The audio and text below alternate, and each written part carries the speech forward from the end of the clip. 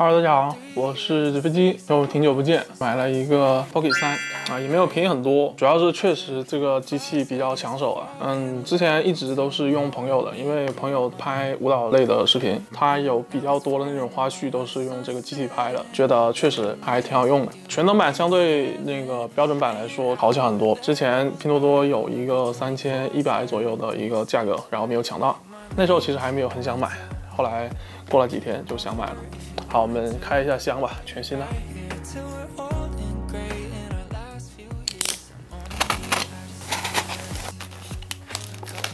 好，这个膜还是在的，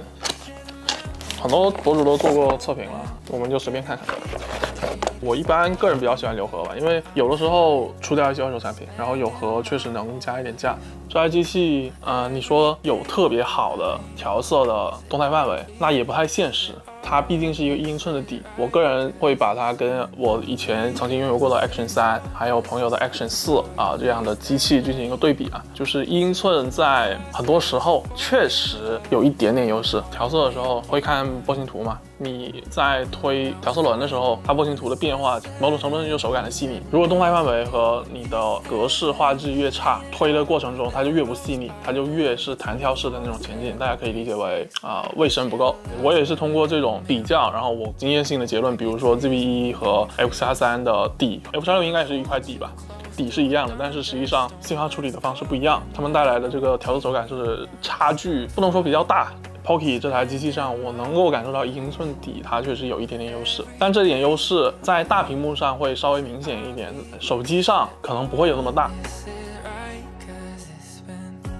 所以我个人认为，你选择 Pocket 还是选择 Action， 更多是切入他们的使用场景。因为我个人就是很难找到运动的时间，那我觉得 Pocket 更加适合我这种不运动的普通人。Action 以前我也曾经拥有过，去青岛，然后去海边，那一台 Action 确实能够让你有很多不一样的视角，我也觉得很棒。当然 Pocket 它实际上它的大小并没有比那个 Action 大很多啊，视角其实你使用 Pocket 也不是不能拍出来，只是它确实在一体化上面比 Action 要差很多。比如说你挂在胸前没有那么的无感，因为 Action 确实它就是一个方块，它在胸前非常结实，全不需要担心。比如说你挂在背包上，然后把背包解下来甩动，惯性带来的损坏。但是 Pocket 它毕竟有个机器圆台，所以在使用过程中必然是更加的小心，这个是我认为两者的一个主要差别。我不建议大家去硬性的比较它们的功能啊什么的，都是大疆的，其实功能上不会差距太大。溢价来源是 Pocket 切中了更多人的需求，所以说它就是贵，结构更复杂，它更贵。你选择更贵一点的还是更便宜一点的，其实它们性价比差不多，只是看是不是符合你的使用场景。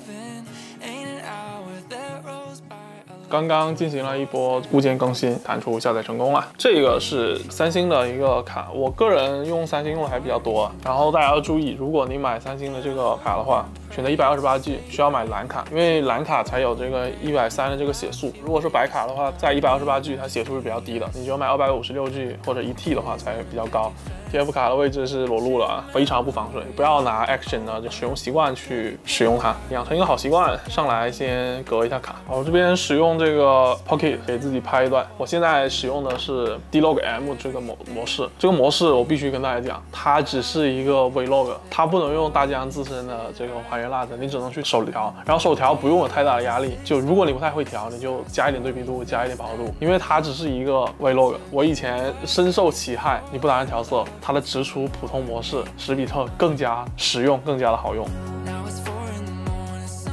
好，我其实个人会比较喜欢它这个跟随模式，因为解放双手。像我的相机，为什么就是我个人觉得我拍 vlog 我的动力不是很高，就是因为还是有一点麻烦。那既然开箱都开了，我给大家看一下，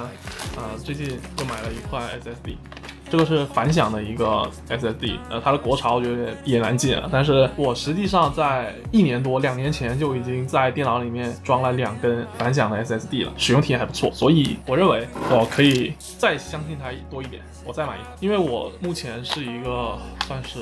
个人调色吧，已经不在公司干了。就是自由调色的话，接收素材虽然百度网盘确实很省事，但有的大一点的片子还是会使用这个硬盘去寄送，所以 SSD 这个东西我确实是不嫌多的哈。而且这一次算是近几年的一个好价吧，590块钱左右。之前2T 都还挺贵的，然后590还算勉强的好价，肯定不能跟1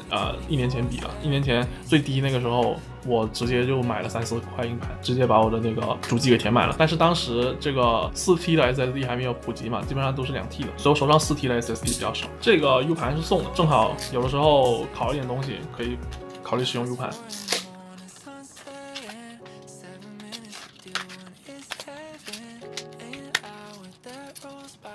怎么那么难拆啊？我服了，我不需要拆后面，它的设计跟其他不太一样，它是拆前面。前面打开就能打开，我靠，有一点不聪明，我有一点不聪明。好，那么这一期视频大概就是这样，基本上都是个人的一些分享吧，然后有什么想法都可以在评论区交流。好，我们下期再见，拜拜。